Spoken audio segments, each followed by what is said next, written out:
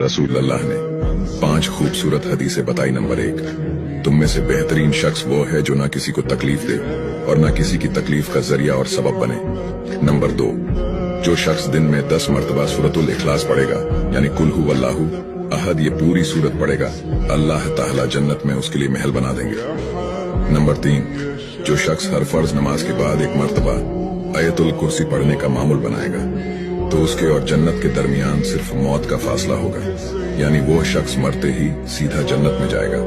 Number 5, जो शख्स घर से निकलते वक्त ये दुआ पढ़ेगा, बिस्मिल्लाहि तवक्कलतु अला अल्लाह ला हौला वला कुव्वता इल्ला बिल्लाह, तो अल्लाह ताला शैतान के शर से उसकी हिफाजत फरमा देता है, और जिस काम को वो निकला अल्लाह ताला उसमें आसानी पैदा फरमा देता है।